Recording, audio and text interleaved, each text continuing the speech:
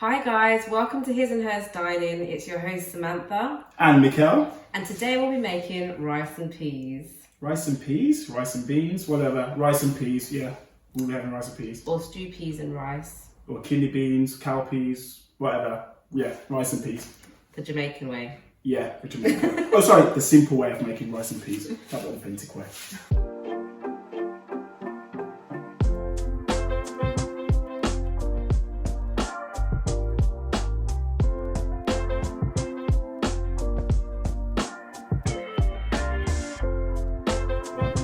So yeah, this is just a quick breakdown on the ingredients, what I'm going to use for today's easy peasy rice and peas, I should call it. So yeah, so first and foremost, we're going to go for the rice. So I've opted to go for basmati rice. That's just my personal preference. Traditionally, I would say long grain is the authentic way of cooking rice and peas, but I've opted for the basmati rice.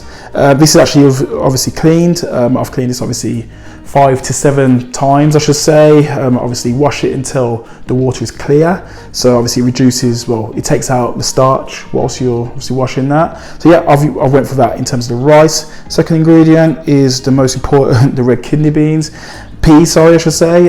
This is tin beans, obviously not the right way of making rice and peas, but as it's a beginner's guide to making rice and peas, I would suggest using the tin beans. It's already cooked, so you don't need to worry about that opposed to the dry beans.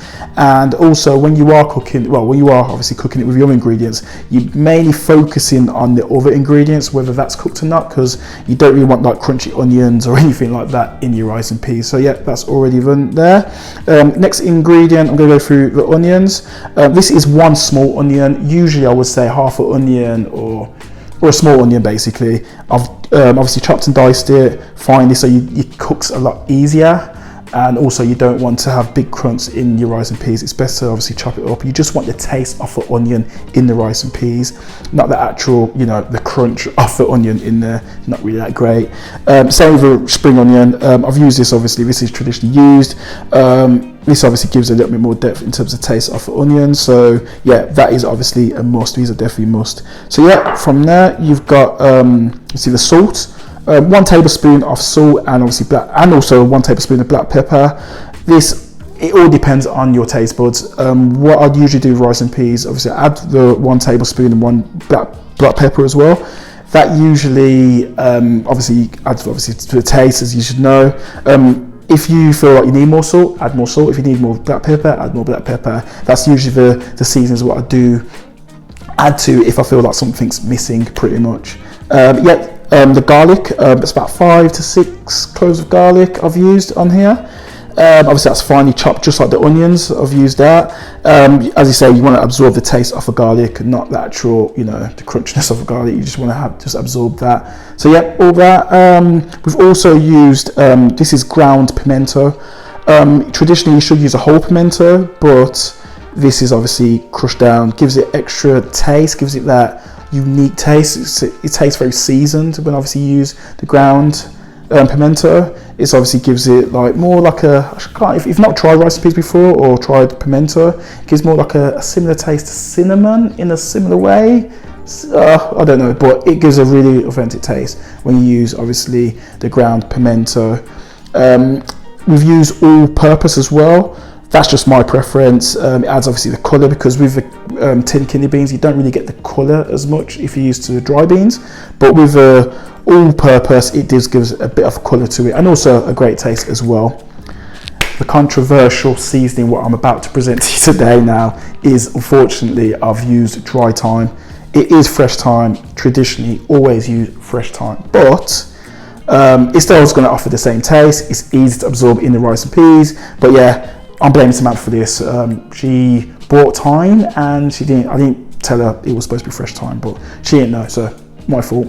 So we used that. So yeah, that's all the seasonings obviously we put into the rice and peas. We also use coconut milk as well. You can use obviously the coconut, obviously the blocks, actually coconut cream, sorry, but I've opted to use this. It absorbs quite nicely. Yeah, just use half a can, I usually suggest. And obviously the last ingredient obviously is water, just to keep it bubbling. Obviously when you're cooking the peas, it can get stuck to the pan, because obviously you know, everything. You need water just basically just to absorb that. So yeah, this is a quick breakdown of ingredients, and next thing I'll show you what I'm going to do when I'm cooking it. Thanks. So yeah, the most important bit is obviously cooking the peas, even though the peas are already cooked, but we're going to obviously flavour this peas. So first of all, we're going to pop in the peas into the pot like that. So pop that in, empty that over. Add a little bit of water so obviously something you can just cook towards. So just a bit of water. Water there. So that can obviously boil down. Add obviously the onion. So I'm just going to add obviously the small onion or the half an onion as you see it. Get all that out.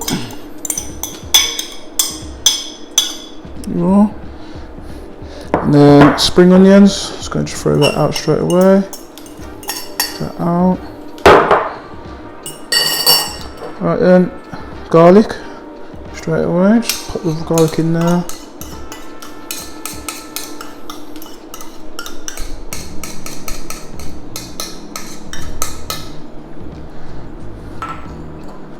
The controversial thyme. Obviously a lot of people, well, my parents are going to kill me for using this, but it can still be used. You won't choke nobody as well. The ground pimento just gives it that beautiful taste. So yeah, just put that in there. All-purpose seasoning. So just throw that in there, just add the colour. And obviously this is just the salt and pepper, so I'll just put the salt there. Oh gosh, just put that in there. And obviously the black pepper as well. So that's all gonna just put down together. Put that in there.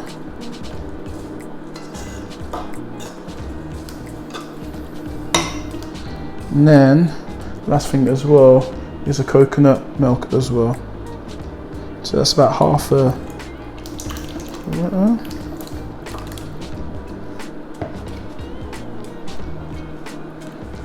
That's all mixed in.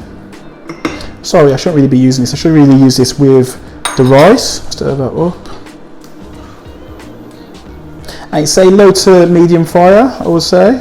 And approximately, for me, I like to obviously cook my onions thorough, so because obviously I don't want no crunch as I mentioned earlier. So I would say 45 minutes usually. You can cook it a lot quicker, but in my opinion, I do just prefer to cook it a little bit longer. That's that. And,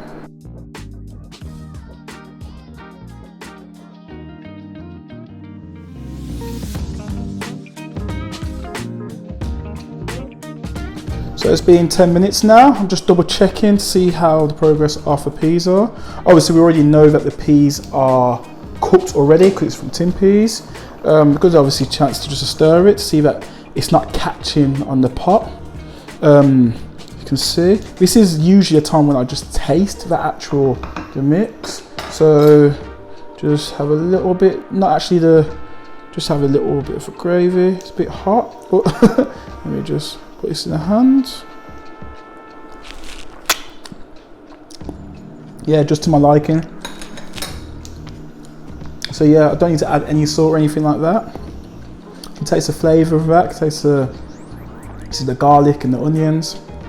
But now I'm just basically, it's a good simmer, and I'm just pretty much just waiting for the spring onions and the onions to cook, which would take about say 40 to 45 minutes, to up to an hour, I would say. So yep, cool. I'll check it in the next 10 minutes.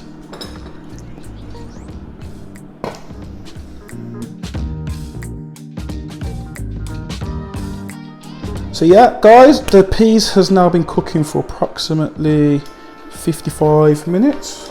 Well, yeah, about 45 to 55 minutes. Yeah, it's obviously there was enough water in the pot, so it's not actually stuck. And the onions and the spring onions are now cooked as what I was after, and the garlic. So yeah, we can now add the rice. So it's all been cooked. Obviously, also I've tasted it as well after 10 minutes, so I know the taste is to my liking. So yeah, just gonna add the rice. Remember, this is washed, so we washed this basmati rice already. So I'm gonna add all this. Ooh, get all this in. See? Scrape every single grain in.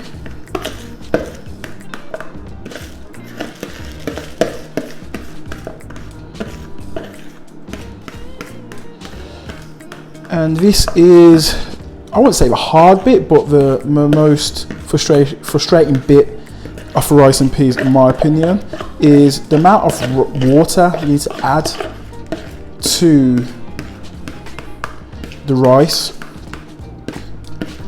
I was taught by my parents, it's always, you need to have it sitting just above the rice. So I'm just going to mix it all in first, and then I'm going to add more water, because we definitely need more water, especially with the heat, with this low heat. So we just pop that there.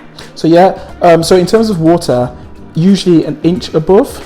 You can actually, so yeah, it's about right. A little bit more there.